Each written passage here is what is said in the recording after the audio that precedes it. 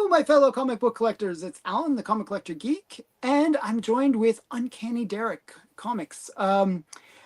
This is actually something like I wanted to do this kind of, conversation with somebody, and I wanted to do it like 6 months ago or whenever I recorded the video on the census because I had a sort of a pet peeve with the census, right? I had this, because everyone always says, oh, the census, it's growing and what does that mean? And oh, it means that there's too many comics out there, and blah blah blah. And there was all this stuff. So, and I had sort of a almost like a monologue with myself debating about the CGC census, and I recorded a video about that. But I wanted somebody to discuss it with.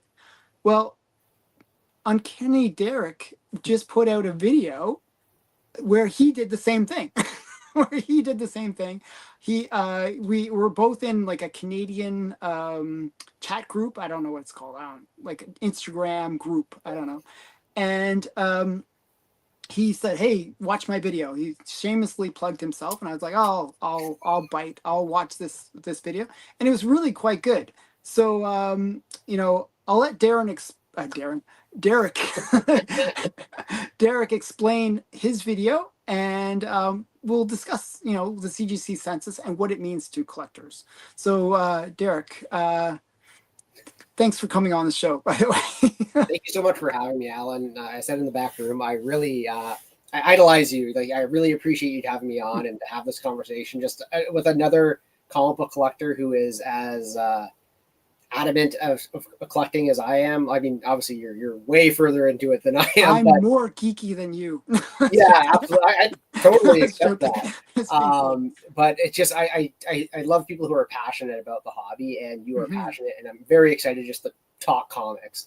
Okay, cool. But yeah, the video. So essentially, the video, it was 9 and a bit minutes long, and it was about. I particularly picked on Giant Size X-Men #1 and how the book has been added to the census. 9.8 grades of the book have been added to the census. Yeah. Rather steadily year over year. And in the video, I speculate that given, if you look at the beginning of 2025 and where it's at now, there's a bunch of books added. And if the rate of them being added to the census keeps up, this will be the biggest year of 9.8s. On top of that, the video talks about the sales of the books. And I did discuss about supply and demand, about how if there's more supply, then surely that the demand of the books would drop, so to speak, and the prices should be dropping. But if in the video, I also show that the trends are showing that prices of the books are going up. So we had our COVID bubble that drops down, but as of the last couple of years, it's actually started ticking back up again.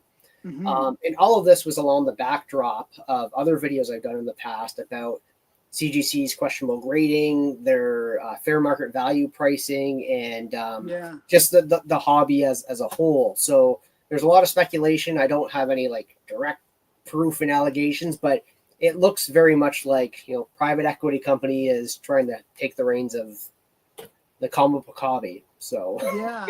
Well, I mean, one of the when you did your video, you showed an example of a CGC 9.8 for Giant Size X-Men, and I mean the corner was dinged. There was like a bunch of issues. It was very questionable 9.8 in my opinion.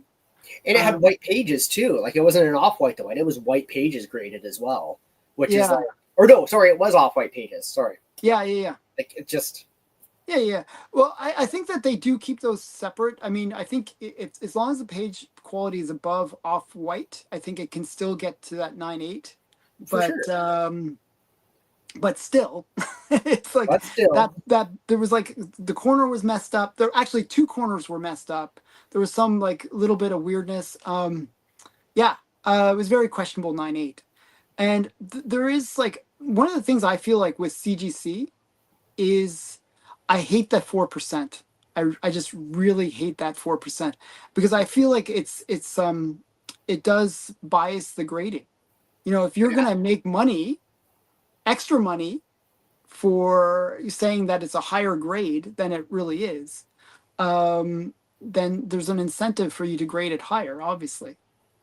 Yeah, and if as a collector, like of course I want to have the best books. I would want to Mhm. have 9/8s, 9/9s of everything I have in my collection. Sure. So I can appreciate them wanting to have to charge me more to guarantee so somewhat of a 9/8. But that's and I've done this in a separate video of mine is how are collectors really buying the books or are they buying the labels and like Yeah. what are they really after at this point? And as a separate conversation, we can go down the rabbit hole with all of this, but Mhm. there's collectors and there's investors, and Yeah. the investors I feel are the ones that are paying these big prices for the big books. And where's the transparency in these auctions? Like the prices are out to lunch, the grades are out to lunch. Where can we fit in? Are we getting priced out of our own hobby? I don't know. And then CGC's involvement in the grades, it's all Well, so during unfortunately COVID, I really felt like that was the case. That it was only, it was almost like it felt like there was consortiums buying the books. Like when the amazing, sorry, the AF-15 sold for 3.65 million, right? yes, I was like, that is not a collector that bought that. There's no. no way. Is probably like an investment group that buys comics as an investment tool. Um, and I really felt like during COVID, like the prices were just so loopy. Like, you'd literally buy a comic one week and then next week you'd sell it for twice. It's just like constantly doubling up. And I felt like true collectors were getting priced out of the hobby a bit. And as much as we like to think that a graded book doesn't affect the prices of raw books, Hmm. they do. And I feel that because it obviously generates more hype. Like a 9.9 giant size X-Men #1 will Hmm. make more people submit their giant size X-Men's to try and get that grade. And so we have a sudden rush of 9.8s getting to the census. And I pointed out in a video I had back in January about Wolverine #1 and how for over a decade there was no 9.8, 9.9s. 9.9s added to the census, and then suddenly there was 13 added, and it's within a year, and it's like, Well, I where think, was that before? And they well, didn't do pre-screens yet, so it's like, oh, so that was before the pre-screens. mm-hmm. Oh, I think they must have changed their policies internally first and then announced it to the world or something. I don't know. Right, but even like if as far as I know, the pre-screens still aren't available yet. Like if you go to CGC's pricing, last I checked was a couple months ago, but they Hmm. say they do not do pre-screens for 9.9s yet. Oh, They did really? the announcement in January, Yeah, that's why but I thought it was already done. it Yeah, was the announcement that they were going to do it. to open up 9.9s, but they haven't actually done it yet. Well, the thing is with some of those books, like the one that I can think of as being the most graded comic is Amazing Spider-Man number 300. That Okay. has like that has over 30,000 on the census, Mm-hmm. and it has about 2,000, almost 2,000 9/8s. So if you have a 9/8, and there's only 10 9/9s, and it's been like that for like 15 years. It's That's actually, it's been only 10 9/9s for the last 15 years. But all of a sudden, if you have like you know like 20 9/8s, wouldn't you just resubmit them?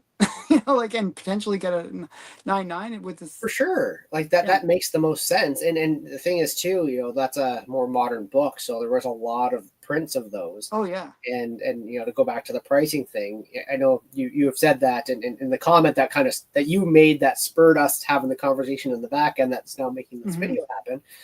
Is that there's finite amount of books. There's X amount of books that Yeah. exist, and they're either on the census or they're Or raw. not. Yeah. And there's fewer definitely with giant size X-Men, and there's significantly more books with Spider-Man 300. And it's Yeah. like, why are the Spider-Man 300s with so many 9/8s out there not at a reasonable price point? And I should look at the numbers for the sales numbers of that with CGC and Heritage, see where they are right now. Yeah. Yeah. Yeah. I mean, I do feel like you were saying with giant size X-Men that the price. I sort of felt like this too, that 2023 the market just died. Mm-hmm. 2024 there was sort of like things were still hitting the bottom. I feel like this year things are kind of coming up again, like going back onto like some kind of trend line. And I I think this is just my comment to address one of the things that you pointed out, was that you were like wondering why the number of giant size X-Men that are now on the census has increased, which normally if the supply is greater, the price is, the total value is equal to supply divided by the demand. If the demand is the same, but the supply is increased, well then the price should drop, right? But what I see happening is that there is this return to the trend lines. So when I looked at even the graph that you showed in your video for the giant size X-Men, if you just ignore the COVID blip, you would just get a nice little trend line. And it doesn't matter how many raw versus graded there are, just that's what the price is. It's just on that trend line. Yeah, I agree with you. I think that's fair to say. And maybe I should redo the graph and see where the trend line is. I personally feel it may be just slightly above it, but it's still coming down. And I could be wrong, of course. But I think the bigger picture is still that, can we trust those 9/8s that exist on the census? In the sense that's a bigger problem, yeah. Because what I could have made this video like an hour long, and I could have gone through there's so many things, yeah. 9/8s. And I did go through a handful of them, and some of them were like graded a couple of years ago, and I'm like, this is not a 9/8. This is a 9/6 or 9/4 at most. Some of them had terrible smear lines or ink smears on the back, and it's like, yeah, I'm watching these 9/8s increase on the census, but I don't believe they're actual real 9/8s. And I go back to the question: what do you think a 9/8 is actually worth? But also, can we trust, like, are you buying the labels or are you buying the book? Like, what really matters as a collector in that particular case? Did you notice any change in the grading standards, like in the last couple of years? Like when you're kind of looking through all the pictures, did you see like, oh, maybe a book graded today versus graded like 6 months ago or 2 years ago were a little bit more stringent, or did you see any differences? So yes, and I mean, I can only speak anecdotally, yeah. And that's because so I did my big video back in January where I talked about and went through the whole gamut of Blackstone taking over. And really, I started looking at a lot of books when they did that. And yes and no, because there were quite a few books that are like, oh, this is clearly done after the Blackstone purchase, which is, for those who are unaware, CGC was purchased by a private equity company a few years ago. And private equity companies, if you do not know, they have their own internal investors that want to get return on investments. And so if you have higher graded books that you make more money off of by selling them through either auction or through just the grading process, the investors are happy. That's a very dumbed down explanation of it. I did find that there were some, but I did go back and see pre-Blackstone, and it was harder to find books that were incorrectly graded, but I did see them. And the handful of books I have, I definitely, as I was doing that video and do all my further videos, I always go back and look at them again. And like, is this truly what it is? And I read the grader's notes, and I feel these ones are all correct. These four that I have up on my wall. These are all pre-2021, I think was the most recent one graded. But it's yes and no, because I don't have all the data in front of me. I don't have all the pictures in front of me. And of course, the grading is subjective at the end of the day anyway, isn't it? Yeah. Well, you can submit, like, I mean, that's one thing we also see on the census, where you'll see the numbers, like, especially between 9/6 and 9/8, you'll see like sometimes the 9/6 will actually go down. And the 9/8 will go up correspondingly. There's been a shift. Because if you get a 9/6, there's such a temptation to keep on resubmitting it, press it out a couple times, and I can get that ding out, resubmit it. Yeah, the gamble factor, right? Like, yeah. I mean, but the prize that you can win is like sometimes 2 times, sometimes 4 times the value at a 9/8. For sure. And at a 9.9, there's going to be even more gambling that's going to happen, right? Like, like where people are going to really try to submit it a few times before. Um, but so if I'm getting you right, though, you think that the grading standard might have slightly dipped in terms of I, the quality? I personally feel that is the case. I can show some anecdotal evidence of that, but I cannot say with any 100% certainty that that is the case. But I do have a general feeling of that, given that there's been CGC scandal after scandal, obviously Hmm. Slapgate or the Banana Gate that exists. Like Yeah, yeah. there's been an overall dip in CGC quality just as a company as a whole. And Hmm. so, would that affect their grading standards too? I'd be foolish to say no. So Hmm. I would have to be more leaning towards yes. But again, I can't say with any. If I was a lawyer, I'd be saying don't say anything with certainty. They're Allegedly, allegedly. just say allegedly every so often. Um, One thing that I did, like, one thing that you always hear, like, especially buying from Heritage or buying, like, just on eBay, they'll say old case. They'll actually mention that it's an old case as a Yeah, way to say that, hey, it could be regraded, it could be pressed, or something could be done to it to get a higher grade. Or the grading standard back then was much harsher than it is today. You know, yeah, and and I mean this is another thing where as a company, like if you think of it just as a company, when you get mhm, started you want to gain trust and you yeah. want to do things properly, you want to do it by the book. And CGC is without a doubt the biggest rating company for comics in the world. They just Hmm. hands down they are. There's no debate about it. I can say that with 100% certainty. There's no allegedly there.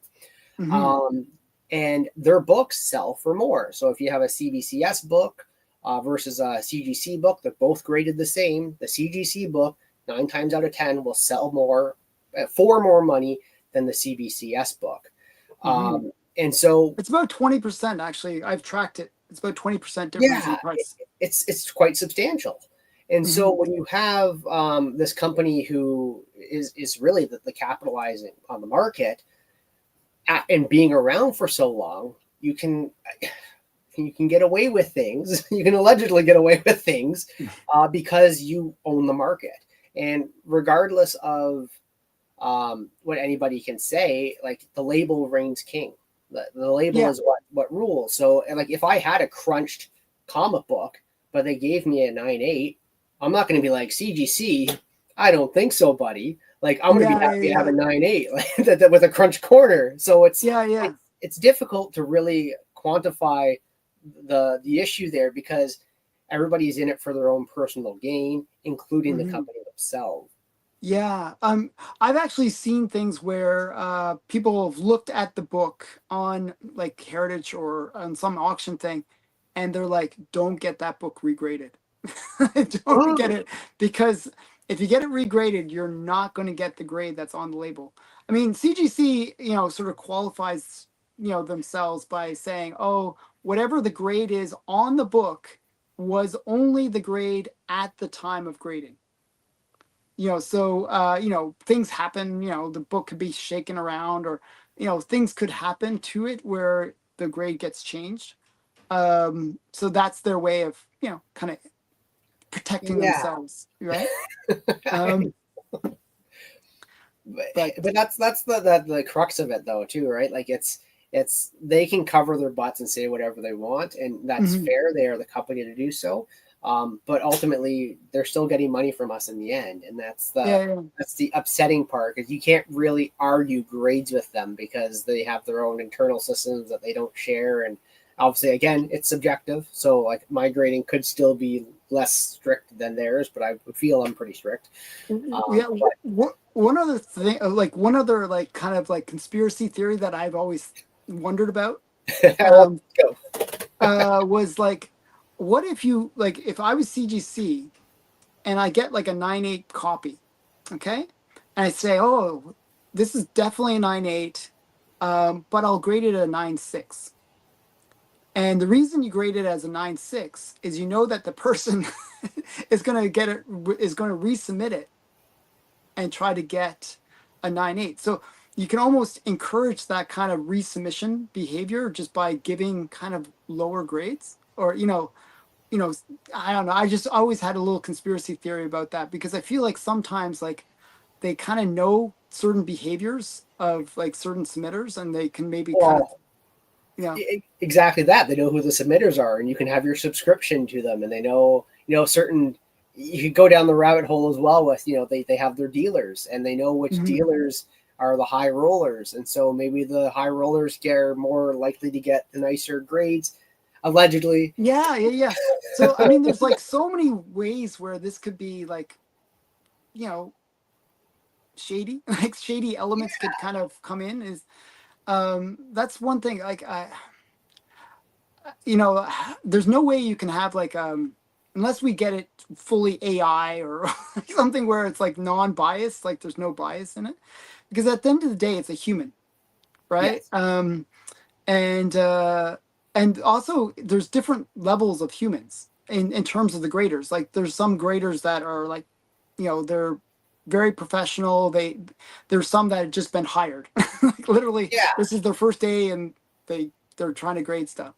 So yeah, let's see what some of the chat says here. When money is involved, circumspect. Yeah. So yeah, so that's kind of what I'm saying. That there's like the kind of you never know, because it's not transparent. It's not like we see the grading process or anything.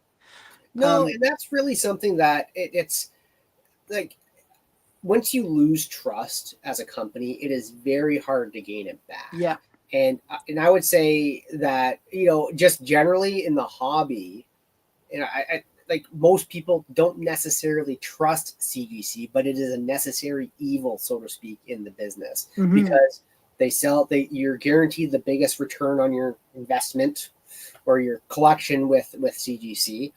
And they've been around for so long that you are going to get your book back, and it's going to be in a quality slab case. Like they Hmm. have some things about them, but again, the past few years, trust has eroded, and it's very hard to gain that trust back. And when you have all this money involved with it, and you want to, as a company, try and gain that trust, you would assume that transparency would be warranted. They would push out for here's how we do things, and this is what we do.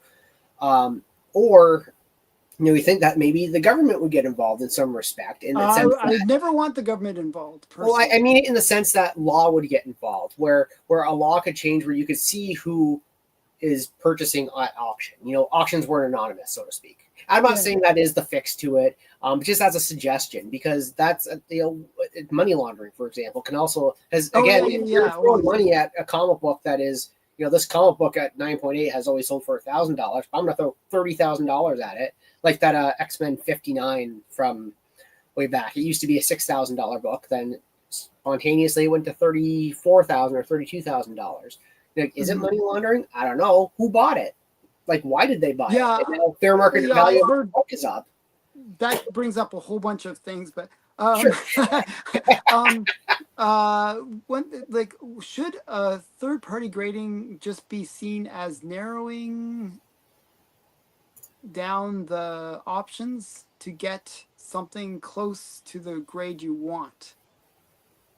Um, okay, so like one of the things, yeah. So one of the things that you see, especially on YouTube, is like people will get like a CGC slab, get it regraded by PGX, get it regraded by CBCS, and really, almost like you're going to the doctors and you get that second opinion. I think third party graders are kind of maybe that thing where they are that um, you know usually, CGC is the third party grader. All these grading companies are the third party grader, because generally, the reason we use graders is because if I buy a book from you or you buy a book from me, we're both grading it, and then the sort of the judge, or like the person, the arbitrator, is really the grading company, to say, hey, look, this is agreed upon grade. It might not be what you say, it might not be what I say, but it's kind of the official. grade. Um, but I do see this idea where sometimes, especially now that we have PSA involved as well, we're having multiple grading companies, and we can just sort of run the book through multiple graders and see, is the standard actually valid? You know, is there standard across all the different grading companies? So what do you think of that? Have you ever tried that, or like taken a PSA, PGX one, smashed it out, and No, I've been pretty. I don't want to say anti-slab. I've always been a raw book collector. It's really okay. I've only ever owned 5 slab books, 4 of them on my wall, and the 5th Mm-hmm. one I took out of the slab recently and made a video out of it. Uh, Okay. so no, I've never done that. Also because it's a lot of money to Oh gamble yeah. with it, and it's Yeah. I'm a again. There's collectors and there's investors, and I you buy the book, not the grade. And I saw somebody in the chat wrote that as well, because that's my philosophy. Yeah. And Even if it's graded. Even if yeah, it's yeah. graded. So the book I took out of the grade, it was Next Ben 64, and it was graded 5.5. I bought it for the raw price in the Oh, slab nice. book. Nice. That's So good. I was like, if I take it out of the slab, I'm not out anything, so to speak. And I also just would rather have it in a long box than on my wall. Um, so say all to say, I'm not a big fan of gambling with the prices and the grades too, because ultimately I'm just relying on somebody else's opinion. And I've been collecting comic books for nearly 20 years. I think I have a pretty good idea what a Grade. book's grade is. So Yeah. do I Yeah. need to pay somebody to put it in plastic and throw it on my wall, or no? But that's not to say that other people doing that is wrong. Obviously you have a ton of those books, and I like have a ton of I don't graded care that you books. do. That's fine. Everybody collects differently. Hmm. But it's not the way I want to do it, and that's So yeah. did you find after you cracked that one out that the 5.5 or whatever it was graded at was accurate? Like how, did you feel about the grade? Yeah, I actually felt the book was pretty represented. Like it may have been with it. It's 5.5 was the nice middle ground. It was a Mhm. 5 or a 6, Yeah, yeah, and it like the pages were pretty yellow. yeah. So I Okay. think a 5.5 is pretty fair with it. The cover had a little bit of Waviness staining or on it, something? Yeah. just a little bit of rub on there. But Okay. I think a 5.5 was fair. Okay. But that's the one book I have my X-Men one here, and I've always debated getting it. It's over there. It's a 2.5, and I've always debated getting it clean because I know that the cover could clean up, but there's so Mhm. many other problems with the book that doing that will most likely not increase the grade at all. Yeah. Well, you never know. I mean, if you can get it. 4% fair market value. No, thank you. Well, that's the problem. Like, I think I bought that in 2011. I'm not worried. I'm not paying yeah, more for yeah. it I now. mean, it's like, but the thing that's what drives me nuts. Like, they're basically taking their cut before you even sell the book. Yeah, and I'm not looking to sell too. Like these are Yeah, all yeah, books yeah. I'm going to keep forever. I'm not or pass down to the family. I mean, the only reason, like, and I think this is like not to go too off onto PSA or some other grading thing, but um, like one reason I like getting graded comics is I'm a golden age collector. One reason I like getting things graded is like just the protection of the book. In it may not be the best protection. Like PSA actually protects against ultraviolet light and so forth, but uh, CGC doesn't. All it does is they do put the fiber paper in there to protect from decay of the paper. Mm-hmm. They do put it in argon gas environment, supposedly that Do reduces they do that air at the molecules. conventions when they do the 24-hour turnarounds? I don't know. I I have no assume that idea they about do.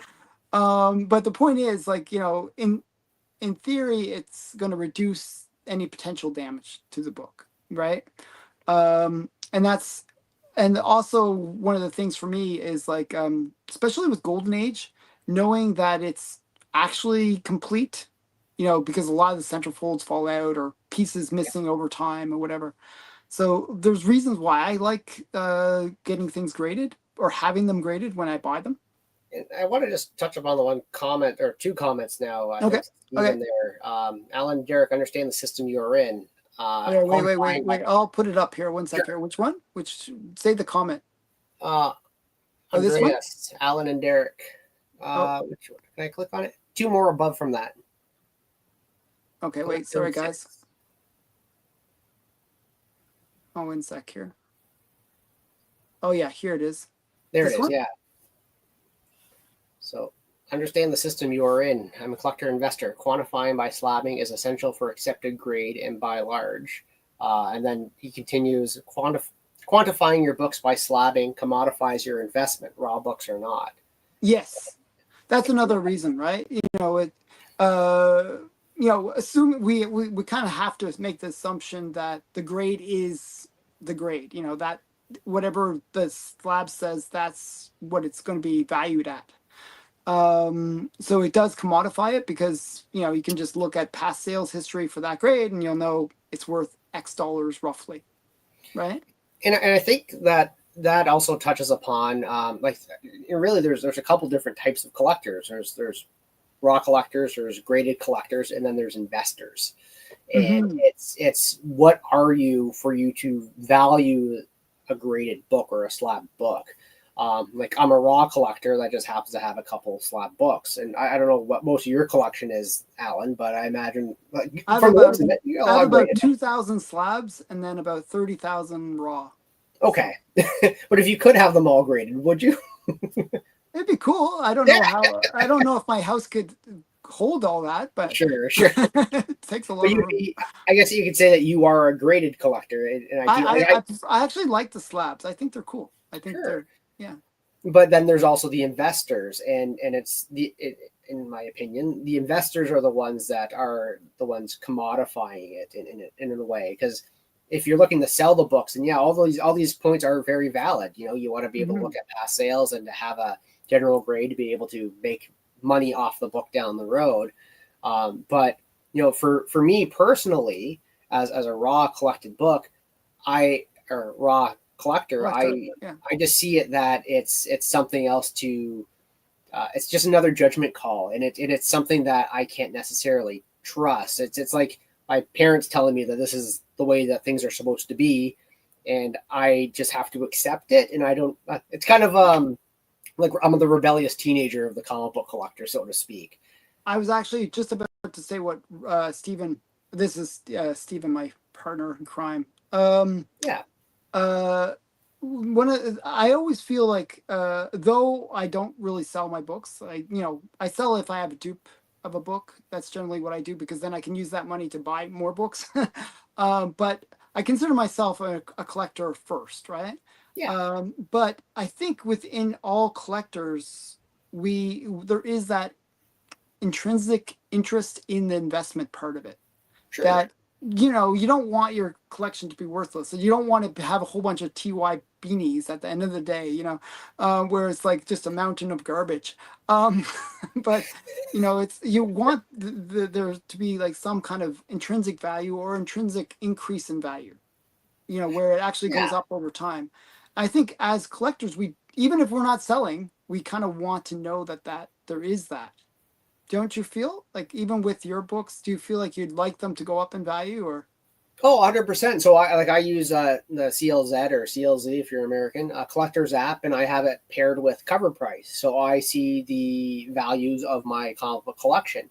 And over Mhm. COVID, it was just very exciting to watch my X-Men #1 grow in It its shoot up. exponential value because it was Yeah, like, yeah. wow, this is amazing. Like my book that I paid like low thousands for is now above 10, or I think it peaked at like 12 or 13, like something Like a outrageous. 2.5 still is like Like, 5,000-6,000. yeah. Yeah. So it was very exciting for that, but it's also I use it more in that respect. I use the pricing more to know that I'm not overpaying for something based on the general market. And Mhm. again, I don't look at I don't plan on selling my books, and maybe like in the sense that if the opportunity knocked and somebody came by here with an X-Men 4.0 and I had to sell my 2.5 to get it, Mhm. then yeah, that's where the value would maybe be relevant. But overall, I'm not that type of collector, and that's my own Okay. personal take on it. That's But fine. Yeah. I mean, each to their own. I mean, even though, yeah, I don't particularly want to sell my books in any way. You know, if somebody offered me $1 million for my Turok One, I'd probably give it up. So you know, there's things like that, right? So, you know, any like I'm just putting it out there. You know, offers can come in. If anyone wants, the growing price right now is $1 million, and you know, if you want to go, so yeah, so back to CGC for a little bit. When I originally commented on your video, I think this is kind of an important topic that I kind of want to address. Is I commented in a mathematical way, okay? yes, you That did. I I think there is this weird misconception that that if the census grows, then the value should drop, okay? Because more supply equals in the mathematical equation where you supply over demand equals price. Then if there's more supply, then the price should go down. And we see the census is constantly going up, right? It's like, it's that's just what we see. But the way I see it is that its supply is really the number that there's a total number of books, and that's what's being divided by the demand. So the total number of books is raw plus graded, and so therefore you get the situation where if there's more graded ones, well, that just means there's less raw. Okay. And actually, what could happen in that weird calculation is when you get the transfer from raw to graded, you've actually added value to the total. And the reason you've added value is there's a cost to grading. And so in a way, you've actually, as more get transferred from raw to graded, there's actually an increase in value of the whole thing. Does that make sense in a Yeah, weird way? that does absolutely. Yeah, Um, And so one of the things I think is one kind of myth I kind of want to dispel is this concept that increase of the census means an increase in supply. I feel like that's a myth that needs to be dispelled. And I do believe that it does impact people psychologically. They see, oh, there's like 100 on the census now. Oh, then, it must be less valuable. But I don't think of it that way. sure. Is And just to gently push back on that, like I agree with you wholeheartedly for sure. But let's like to take Giant Size X-Men #1. Let's just speculate. I don't know. Let's say there was 200,000 copies of those books printed in 1975. Mm-hmm. How many of those are alive today? I Yeah, have no idea. we don't know. We don't know. Yeah, And it could so be that like half of them are gone or something. But yeah. So I mean, the number is, I think having that phantom existing number, as you said, psychologically really plays on things too, because we don't really know for books, especially that old, how many exist still. And so when especially for me, when I was making that video, you start seeing these 9/8, you're like, well, this is a book from 1975. Like, really, these, and it's also, those are the thicker books with the wraparound yeah, the square covers. bound.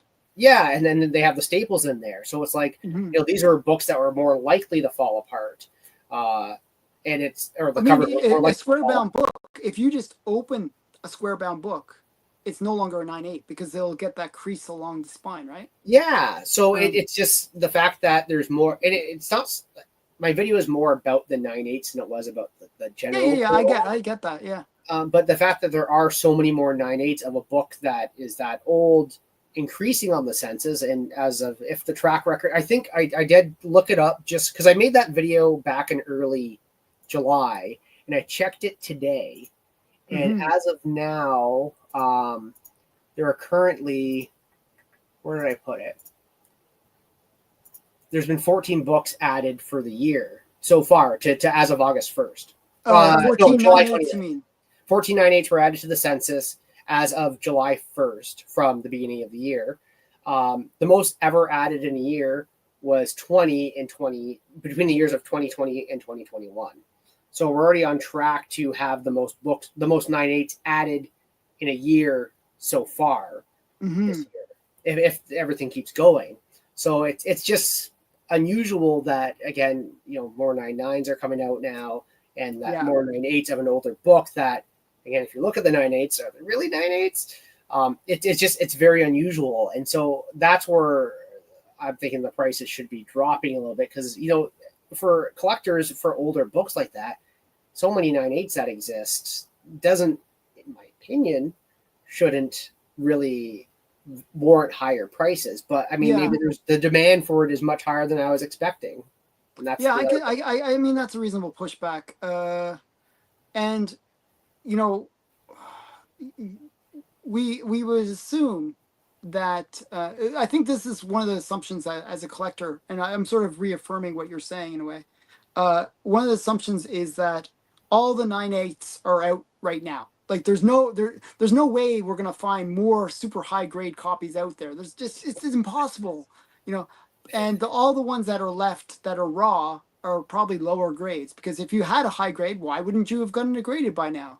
But then when we see new books being added to the census, and as you said, this is the most that's ever been added, it kind of dispels that belief, you know what I mean, that it's only low grades left out there raw.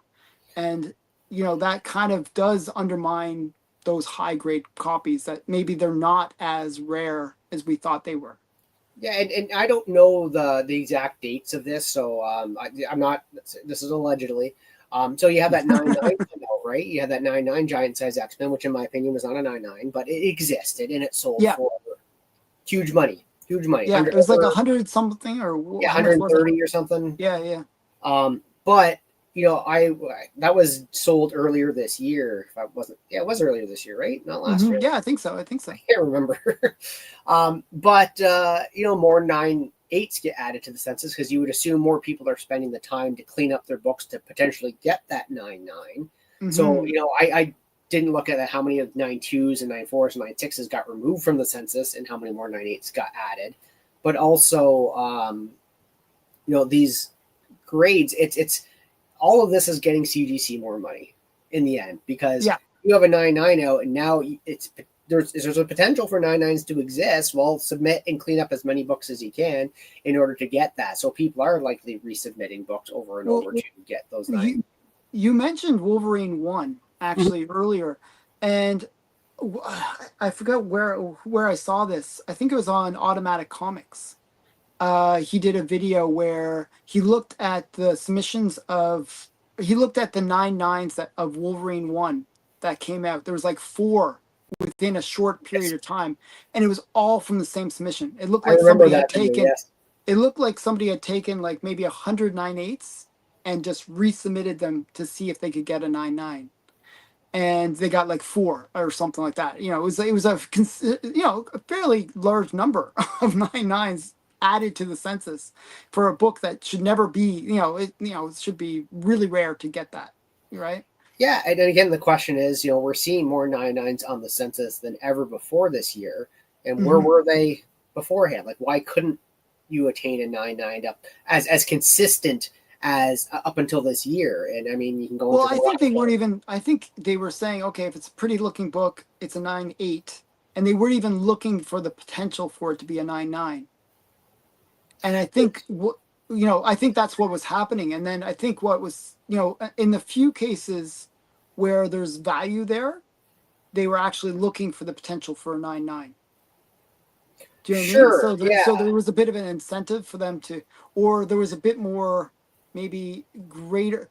If a book is valuable enough, you're going to put that extra amount of time as a grading company to make sure that it's graded as precisely as possible, and then you'll say, okay, well, this is actually a 9/9. So I think the books that have higher value, and I could be totally wrong, this is just totally theoretical, but I think if there's higher value and they put more of the higher end graders that are like, reviewing these books, then there would probably be more incentive, not incentive, but more possibility for a 9/9 to get discovered. Do you know what I mean? I agree with you. However, Mhm. I would like again that 9-9 giant size X-Men that exists. Mhm. Um, it has clear staple poking through on the cover, and the corners are gently blunted. And so I would say that that knocks it out of the 9-9 category, but it's a 9-9, and it's Yeah, I agree, I, Andreas. I think that is just that if CGC was doing everything how we would expect it to be done, and what you just said, that would be great. But I don't feel that they are doing it that way. They aren't sending their best people to do the grading. They aren't Yeah, doing yeah. because they're incentivized to make it a high grade regardless of the actual grade. I, I, I don't know. Maybe I'm mistaken in this, but I've heard things where if it grades out, like if they think it's a 9-9, I think they bring it. They actually pull in additional graders to Hmm. inspect it.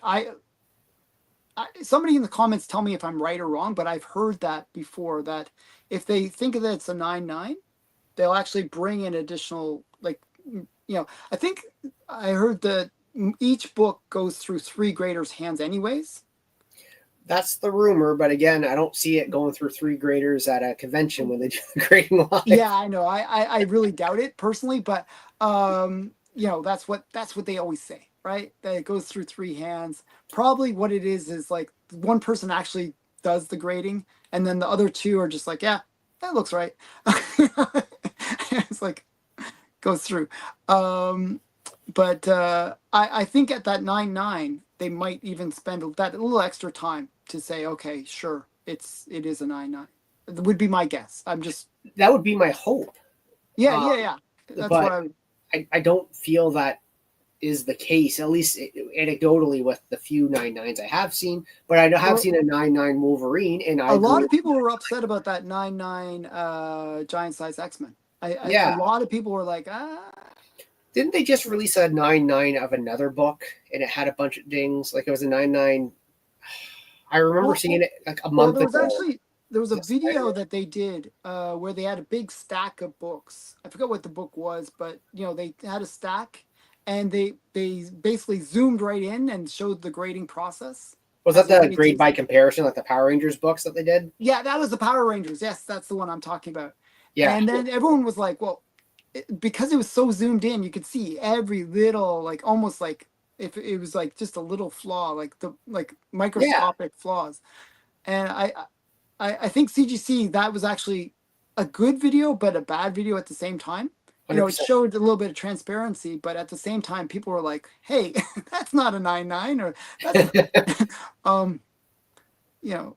I think that could be the grading I'm not even sure. Like, we don't really know. Like, from what they showed in that video, it looks like the grading process is you eyeball it and you kind of say, okay, based on eyeballing it, these books have the potential to be 9-9s or 9-8s. And we'll put those over here. The rest will grade at whatever they grade at. They'll get, and then the other ones we'll put more effort into and then see if there's actually other flaws that we might have missed and grade accordingly. Yeah, and the general criticism to that video was that they're grading by comparison, though, right? Like that was Yeah. they're Yeah. all these 9-8s are 9-8s based on the books that are 9-9s, but those 9-9s actually could be 9-6s. But Yeah. just Yeah. in Well, comparing the two, based on the comparison. Yeah. yeah, and yeah, and and and and if you get into what I collect, which is Golden Age, there's nothing to compare it to. no, Like there's no. There's so something to be said about Golden Age books getting higher grades because I feel like there isn't any wiggle room. There isn't a huge number on the census. I feel that a Golden Age graded book is more likely to be true than anything bronze or higher, in my opinion. Like I trust, I mhm. mean, hesitant on some Silver Age ones, but I think Golden Age is generally safe to say. That all being said, I did do a video about that uh, first Flash Gordon book, and it was definitely not a 9-8. Oh well. But I find that with the Golden Age, they do grade a little gentler. Like it's more gentle grading. They're not as strict, I Yeah. find. That's just like personal experience from it. Um, but somebody made Andreas K. Munin made a comment, and I really think that this is the case with 90s books and Bronze Age books, where the print runs were just massive. And they were not just massive print runs, but a lot of those books were kept by collectors and put into some long box out there. So one of the things that I noticed during, just to kind of put it all together, one of the things that I noticed was that during COVID, you actually not only saw an increase in price, right? But you saw an increase in the rate at which people were getting books graded. Yes, definitely. So one of the things that happens is as price goes up, the number of people wanting to get books graded, or even where they think, oh, okay, there's a threshold here. Like, you're not going to get a book graded if it costs more to get it graded than you can potentially sell it for. So, Yeah. the price has to go up enough that even at a lower grade, you can get it graded. So what I think could happen is if prices keep on going up, then you'll get just a huge influx of books that people will get graded, especially if they have like little long boxes filled with whatever random book it is. You mentioning that reminded me of that 9-9 book. It was a 9-9 Ultimate Fallout #4. Oh, okay. That's what came out recently, and there was very much many color breaking spine ticks on it, but it was Yeah. and that was released, I think, a month ago or so on CGC. Oh, okay, that's brutal. Yeah. Yeah. Yeah. I mean, that's one thing that I think we as collectors need more of in this hobby is a couple of things. Like, one is transparency of how many books are really out there. We don't know. And like, one, we don't know for the reason that we don't know how much the publisher says, oh, okay, well, they never actually give you how many they release a lot of the time, which is annoying.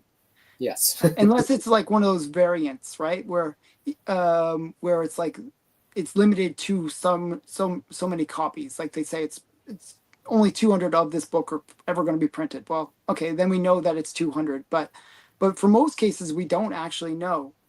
There's actually sites that I've seen where they tracked the returns, like when it was more of a newsstand versus direct kind of situation where everything was newsstand.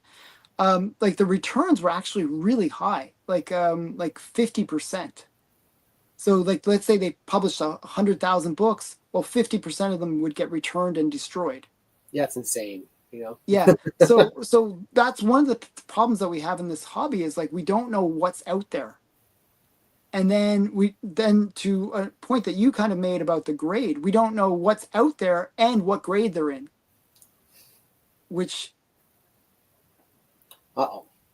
So Alan told me that sometimes he may get phone calls which will kick him off, and so I have to now play defense. I'm coming back. Yep. So you're supposed to sing and dance at that point. So somebody's calling me, and then it just messes up my live stream. That was my brother. My brother was calling. Yeah. So 2 hours ago, I tried to call him, and then now he's trying to call me back. He's very slow. To call you back is what you're saying. Yeah. But, well, yeah, not he is my brother. I gotta insult him. Yeah. So yeah, but what do you like? I mean, you are a raw collector. So what's your skin in the game in terms of this whole CGC debate?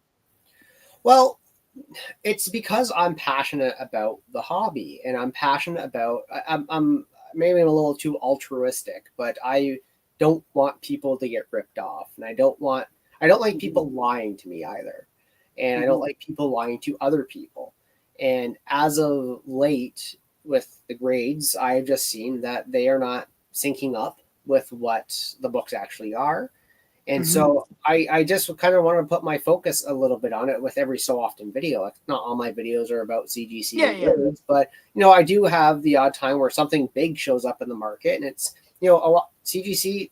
There's always news, and there's always when I started making my channel, my wife was just like, how can you talk about comic books all the time? And it's like there's something happening all the time in this hobby. There's No some idea. scandal or something going on. Yeah, and just every so often I want to just touch upon them and bring a little bit of light with my small audience to that, and Mm-hmm. that's really why I don't like people getting hoodwinked, more or less. Yeah. So I want to just bring light to it. Okay. I mean, Not that's much spin reasonable. at all. Yeah. So one of with the whole idea of CGC, one of the things that I also wanted to address is the scandals. Like I think of it this way though, with the scandals, like they're probably grading like millions of books per year, right? Mhm. And if there's a scandal about one or two, you know what I mean? It's like like the percentage is actually really low, but for some Sure. reason as collectors we go crazy if there's one issue with the grading. Well, Um I think that's fair because it can directly affect what we do and what we love. Like we're all passionate about the funnies here. We love our paper books. And if something and if we put again all of our trust is thrown into a company and they do something or something comes out that hurts our trust on that, we are I think it's natural for us to have a reaction to it and to react to it enough to make content on that because it affects so many of us, whether positively or negatively. mhm. So what do you think was the worst scandal for CGC? I'm just Oh, interesting question. you know Yeah, really, I feel that I don't really think it's a scandal, but I would just say that they were acquired by a private equity company oh, you're because nervous about that part. yeah, like that's really like that in it of itself could be a Like scandal. BlackRock is one of the more evil investment companies too. It just kind of, Yeah, just but I yeah. feel that they once you have companies that their sole purpose is to make more money off of something, corners are going to get cut, and like it's just I get it, it's business, but that Personally, I directly don't think that's affects. the case. Like, uh, I Sure. always see it as like a risk assessment situation where, you're if you reduce your reputation, whatever that there's a cost to that, right? And if you make more money than that cost, then you'll sacrifice your reputation a little bit. Okay? Mhm. Because you can never provide 100% certainty about the grade, 100% certainty about the protection of the books, 100% certain. You can never do that because there's a cost associated to that, right? For sure. So the point is like there's always this balance that you have to play as a company. Just because I'm a business person, so I always have to defend other businesses in a way. Sure. But there is that cost assessment that you have to do. Like, okay, we can make the slabs the best slab in the whole entire world. We can make sure that the grades, whatever the grade is 100% accurate. But then to get it graded would cost you $20 million. Or we might not be 100% accurate on the grading, but we're maybe 95% correct. Like so still there's error there, but Mhm. but we can do that for $20. So 20 million versus $20, kind of, and that's really there is a sacrifice in reputation that I'm talking about in that assessment that you've made. But you try to do the what is best for the bottom line, right? You're not going to sell $20 million slabs. You're going to sell $20 slab or $30, whatever the current rate is. But so my point is like an investment firm would of all the types of companies would actually know that risk assessment the best in a way. That everything you said there is absolutely fair, and I'm a Mm-hmm. retail store manager for whatever that's worth. Mm-hmm. And I just think about if I were to service a customer's product and Mm-hmm. that we sell, and if we told them here's our service fee and this is what it is, a flat fee. Now I Mm-hmm. always actually have these conversations with my boss, like we should start charging more for our services for these things, and it's like no, you don't want to do that. But imagine if we had the opportunity to do it by percentage on the value of the product that they purchase from No, us, this okay. right? I don't agree. I think we're both in agreement about this 4% thing. I hate it. Um, yeah. Like not to say like that's one thing. And the issue, in my opinion, with private equity is that there always is an incentive to get a return on investment, which is business. That, like, don't get me wrong, that is business. You want to, like, yeah, we're in it for the customers. No, you're in it to make money. That's retail. Yeah. That's how Yeah. capitalism works. But you do also want to do it, Ethically. somewhat quickly in a way. You want to be able to, because you have to have quarterly results in order to have more people to invest. And then you also want to do it most cost efficiently. And like, obviously, things like Bananagate, for example, that's not because that they cheat. I don't know what caused it, but yeah, explain Bananagate. That was that they were saying that they were crushing the books, right? Well, the slabs were coming back warped like that. Yeah. So that there actually was a bend in the slab, which was bending the book, and some of them were so bad that it actually would cause ripples in the book. And so it wasn't affecting all books, but there was a handful of books, and I don't know, when I say a handful, I can't tell you the number. Yeah. I think what was happening, this is my belief on what happened in that case, was they have multiple the machines that encapsulate, right? Sure, Probably one of the machines was like a little bit wonky, or too much, or yeah, and it was just doing something weird.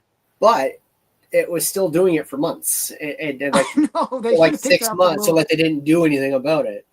Well, I think that's what the issue is. Probably that their quality control after the encapsulation might actually not be good, is what that says.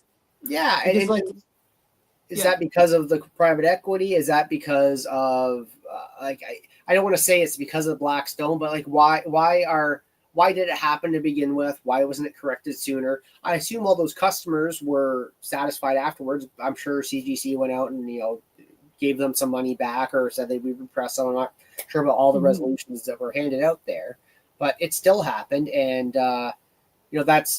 it's easy to break trust. It's really hard to gain it back, and things like that. Obviously they had the Reholder scandal that happened. That's for a recent one.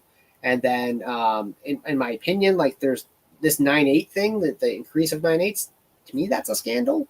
But it's but anyway. If it's 9/8 that are not 9/8, I would agree. Personally, you know what, I like, this is a scandal that nobody, for some reason, I don't know why. To me, it was a huge scandal, but nobody mentioned. Nobody ever talked about it. I was freaking out about it. Was when they did the invisible comic. When they graded, they actually had the thing where it was just a slab, and it was like a joke. But they graded an invisible comic, right? So to me, that like undermines the whole grade, the value that, if they can, just make up a grade, or put a, like, say that it is something that it isn't. I think that undermines the whole trust of the thing. For sure. And again, like, you had that people that they graded that the number 1 from Action Comics 1. Remember? Did you see about that? Oh, when it was just a little. Yeah, the little square. They graded that. That is actually like what, like $20,000 or something stupid. Like, so now you get pieces of paper from a cover of a book graded and sold. Yeah. Well, the thing is, like, that I think it gets a no grade. I think that's what it is. But still, yeah, it's like kind of if it got a 9/8, if that got a 9/8, then sure, there's a scandal. That's the thing. Like, and I get it too. It's gimmicky. It gets people. It gets it in the news. It gets people like, oh, what's CGC? What, they're grading my Action Comics number 1, like the actual number 1? Okay, funny, haha. Like, for the layman, that's interesting and it's newsworthy. But for the people in the hobby, as you said, it is somewhat scandalous. It's something that degrades the grading process, and kind of like, CGC, really? You lowered your standards a little bit to do that? Okay. Well, the question is, like I just did a hot list last week where it was a page from World's Finest number 3, where it was like a page from like the first appearance of the Scarecrow. Okay. And the page was half there. It was just like, it was half a page, really. It was like, You know, like there's a big chunk missing, and but it was still a page from that book, and it actually had the scarecrow on it, which is kind of nice. Sure. And they gave it like the grade of PG, you know, which is page. But the question is, how little of that page has to be there in order for them to even bother grading it? That's the question, right? Where do you draw the line, right? Like where? Right. It's So subjective grading, you know. That's the crux of it at the end of the day. It's that yeah, whatever yeah. they want to call it is whatever it is, and we just have to bow down and take it because CGC is our almighty God.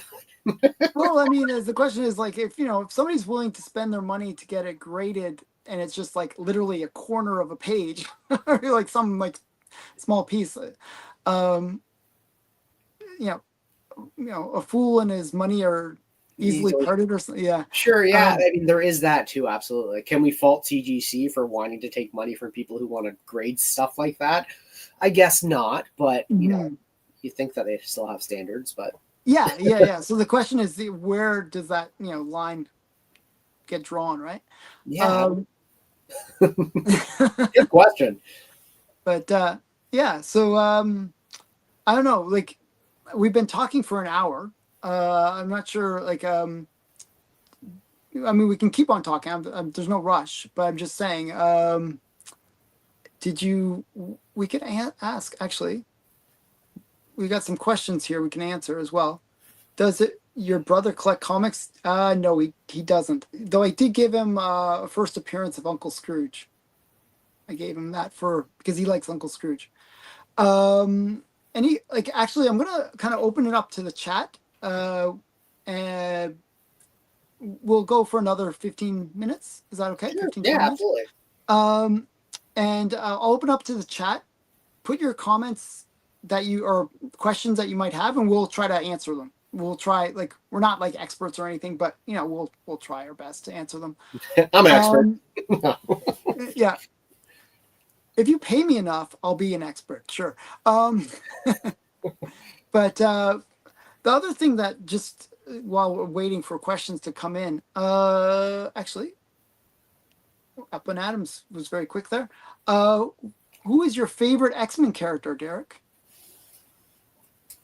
Warren Worthington, the Angel. The I'm Angel. Okay. a big fan of Warren Worthington, and the Angel, Archangel doesn't matter. I've always been a big Angel fan. I I Yeah. really like the cage match between I think it was between Angel and Nightwing. Was it not Nightwing? But what's his name? The guy that can teleport. Nightcrawler. Nightcrawler. See, I was going night. I was getting there. Okay, like And then, you see crossover. yeah. There was in one of the movies they had a battle. Do you remember? So I have only seen up to Days of Future Past, and I stopped watching. No. The older movies. The older movies. It was in one of the older ones. It was Nightcrawler versus Angel, I believe. So in X-Men 3, X-Men United, Angel was in that, and Yeah. Nightcrawler wasn't in that movie though. Wasn't it Nightcrawler versus Angel? There was one where Angel was fighting in a cage match or something. That may have been after. I don't recall that because I honestly I don't like the X-Men movies at all, so I don't. Oh, know. really? They're great. They're fun. That X-Men Apocalypse I never saw. That fight was in X-Men Apocalypse. Oh, okay. I did not see it. But it was a cool cage match fight thing. Okay, wait. 1 sec here.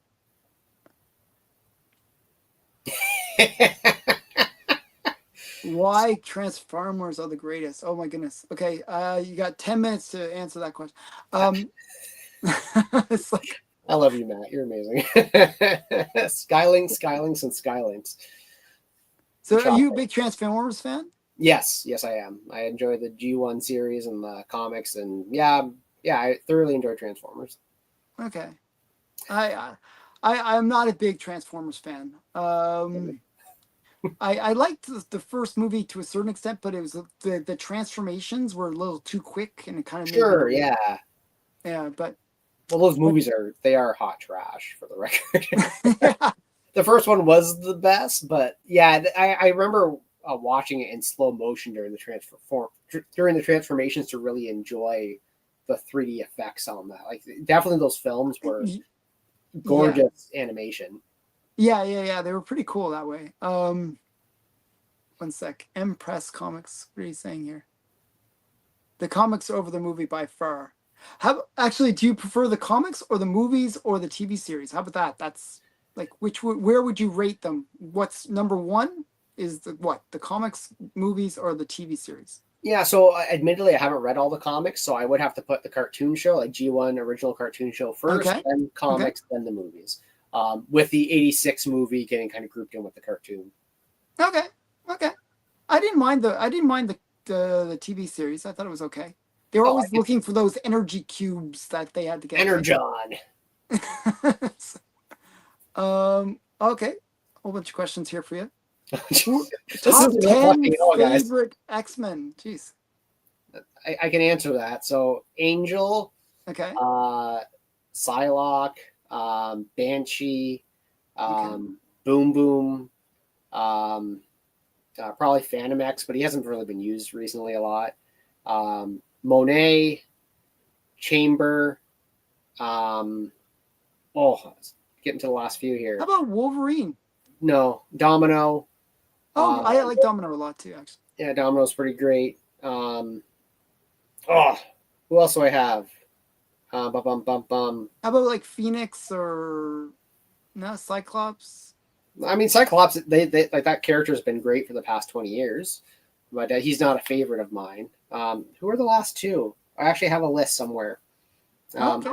I'll have to get back to them about that. Not Storm. No, it's not any more of the like original group. It's not like it's none of the giant sized people. It's obscure It's characters. not like Iceman or any of those ones, or No, it's gonna be like later on characters. Like if I'm saying like Chamber and Monet, like it's yeah, around yeah. there. How Oh, about like Legion or something? Multiple Man, and Multiman's really cool. How about yeah, Legion? Do you like Legion? I do like Legion, but he's not in my top 10. Okay. Zord, no.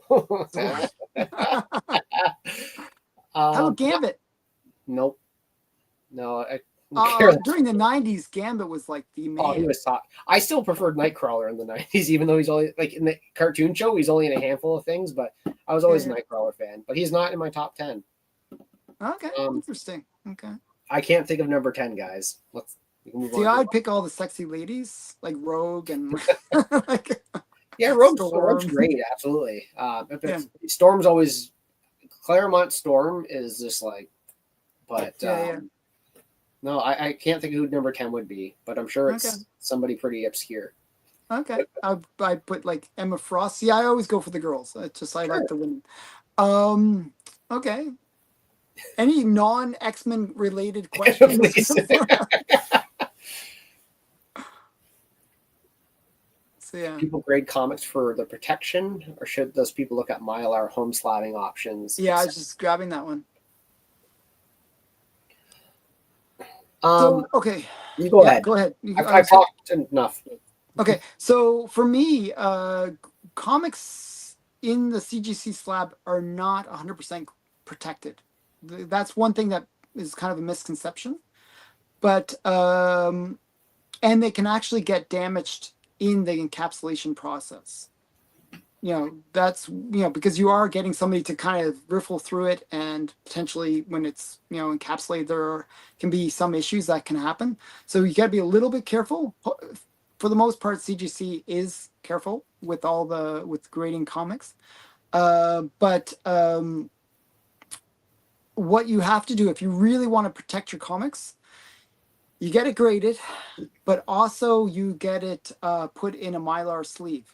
So you actually put the slab in a Mylar sleeve, and that will actually protect it from the UV. So generally, the slabs do protect against humidity for the most part. For the most part, like I've seen slabs actually submerged into like buckets of water, and they didn't leak, which is a good sign. I think they tried it for like half hour, and they actually held up pretty well. Um, so yeah, so that's I do think there is that protection element to it. Do you want to add to? I agree with you wholeheartedly. And the only thing I would add too is that even still, like the Mylar to it, like if you could just keep them in a dark place, like I'm in a basement. Yeah, exactly. Yeah. At the Like end of I'm the in the day. basement. Like even though you may have it on a wall that is not direct on sunlight, like the UV is still coming onto the book, and so Hmm. it's best to just protect it in any way possible. My frames here are actually museum glass UV frames. So the glass itself is UV inhibited. It makes the screen a little bit, it makes the images a little bit darker. But that, even though I'm in a basement, there's no windows here. But if I ever needed to move these pictures, I want to make sure that they were protected. So, Hmm. UV glass or museum glass. My Yeah. 10th X-Men is Mirage. Just came Ah, in. Mirage. Okay, that's okay. Yes. So you have a death metal shirt on. Is it? So yeah, and then do you have any comic books that kind of death metal related? So specifically to the genre of music, no. But I do enjoy horror comic books, as I have a Vault of Horror there. Okay. I like Gore Shriek #1 I picked up most recently. That if No, you've that's seen cool. that cover, I that have it is right here, actually. yeah, it's a very gory. It's like that Yeah, it's very screams gory. death Yeah. metal. But I mean, for the metal comics, obviously there's the Kiss magazine, there's the Alice Cooper. Yeah, yeah. Ozzy had a comic I think released in the '90s. I'd like to pick that up, but it's gone crazy because of this. Oh, we missed out. Missed Uh, out. Yeah. I but picked up Alice Cooper and stuff, like Alice Cooper's and like the other ones, but not yeah, I Ozzy. think it came with like glasses or two. The Aussie one, like it was. I think it was polybagged with something. Oh, From really? Was it a 3D or something? Did it have like? no, I think it may have like came with a pick or like something gimmicky. It was Oh like yes, it came with a pick. You're right. It did come okay, with a pick. Yeah, it was some. Yeah, that's typical, right? Some gimmicky poly bag thing, right? absolutely.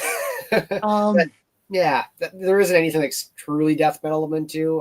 But like comic book wise, I read horror comics. A most recent comic I've enjoyed that's been horror based is oh my goodness, what is it called? is it the EC spinoff one? No, No, I mean Tales those from are the those are Pits of great. Let the. me just. Oh, it's gonna be so stupid. I can't think of it because I gotta go pick it up at my LCS. Hello Darkness or something. I don't know. No, Legion of Monsters was fun. Yeah. Oh, monsters. Yeah. Plague House. That's the most recent comic book. Oh, I've never heard of Plague House. It's a 4-issue series that just got released. It's already over. I just have to pick up Mm-hmm. issue 4. But yeah, Plague House is pretty gory. Okay, cool. Canadian band too, by the way. Oh, is that a can you what band is? I can't read it. Gore Guts. Gorguts. I don't even know They're out this. of Quebec. Oh, okay. Wait, just curious if anyone has thoughts on how long the comic that's slabbed will last in the condition it was originally graded as. So they actually CGC says that you're supposed to change your slabs every 10 years. That was what they said. You know. Does anyone actually do that? I don't know. I don't want to do that. That would be crazy expensive if I had to re-slab all my books. Oh my goodness. 4%. 4%. And then I have like 2,000 slabs. I mean, just the grading costs alone would be like Yeah. like $60,000. Just But like, think of the bumps you would get. oh yeah, I'd get, and I'd press them all, and that'd be like crazy money. I don't think so.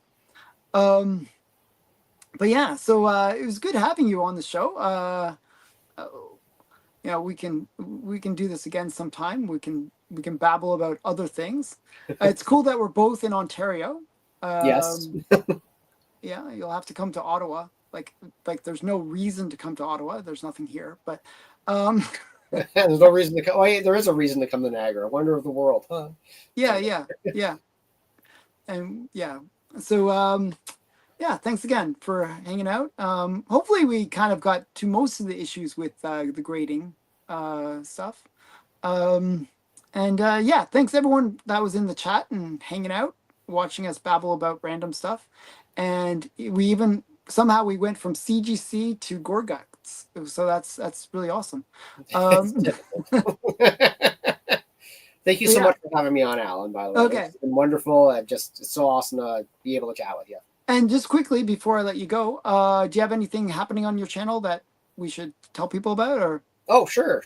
So I try to release videos every 2 weeks. So I okay, just released one on Friday. So in 2 Fridays, I have a video coming about some unboxing, including a Golden Age book that I've been eyeballing. okay, And then 2 weeks from there, I have went through my buddy's comics in his attic. There's a part oh, two of that nice. finally coming out, and then I have Fan Expo Canada, so I'm gonna have a review for that, and then I have a Oh, video in September. Yeah, I got lots of stuff in the queue. oh, that's very cool. Okay, well, thanks again, and thanks everyone for watching. Bye for now. Thank you.